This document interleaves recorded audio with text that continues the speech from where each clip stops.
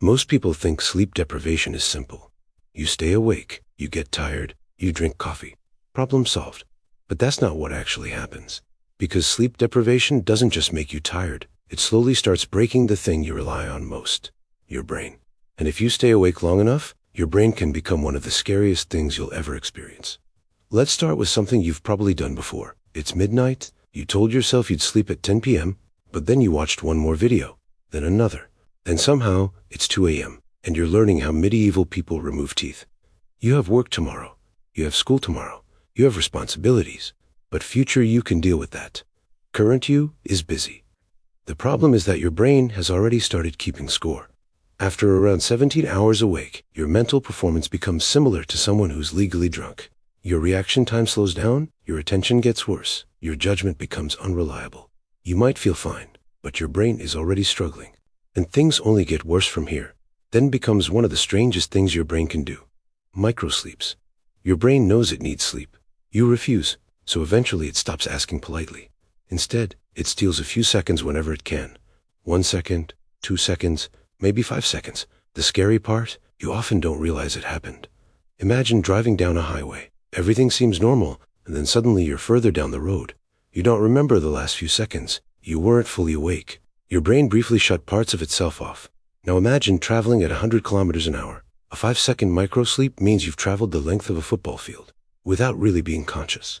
That's terrifying. And it gets worse. Because after enough sleep deprivation, your brain starts making mistakes. At first, they're harmless. You think you hear your phone vibrate. It didn't. You think somebody called your name. Nobody did. You think you saw movement in the corner of your eye. Nothing's there. Your brain is exhausted, and exhausted brains aren't known for accuracy. They're known for guessing. When information's missing, your brain fills in the blanks. Usually it does a decent job. When severely sleep deprived, not so much. Now imagine you're driving home at 4 a.m. The road is empty. The world is silent. You're exhausted. Then suddenly, a dog runs across the road. You slam on the brakes. Your heart explodes. You grip the steering wheel. You look around. And then you realize something horrifying. You realize there was never a dog. Nothing crossed the road. Your brain created it. People experiencing severe sleep deprivation often report seeing animals, people, shadows, and movement that aren't actually there. The dog wasn't real, but your panic was, and that's what makes it scary. Your brain can create a threat that doesn't exist and still make your body react as if it does. Then come the hallucinations. Most people imagine hallucinations as seeing giant monsters. Usually, it's much subtler, much creepier. You're sitting alone in your room. You look towards the doorway. For a split second, you see somebody standing there. Your heart nearly stops. You stare, then slowly realize it's a coat hanging on a chair. The coat has been there all day. Your brain simply decided it was a person. Now every shadow becomes suspicious. Every dark room feels occupied. Every corner feels like it's hiding something. And because you're tired, you start believing your own imagination.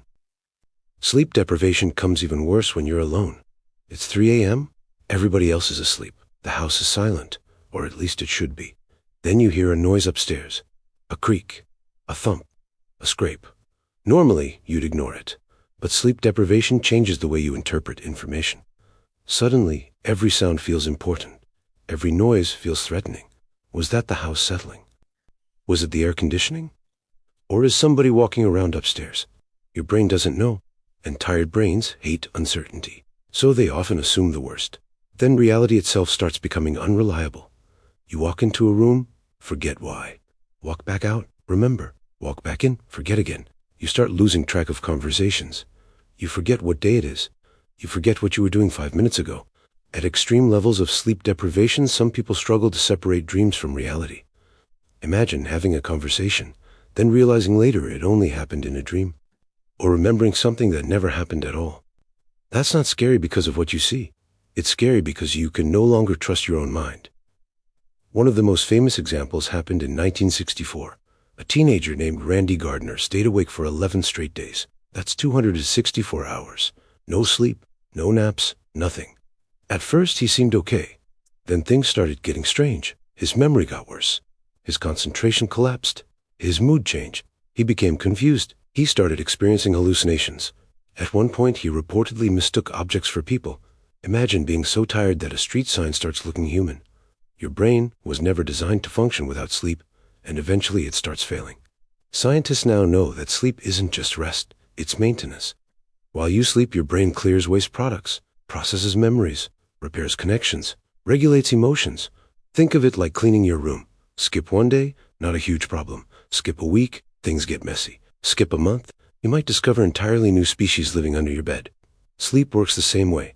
The longer you avoid it, the more problems begin piling up. Eventually, your brain becomes less reliable, less rational, and much easier to scare. Here's the twist.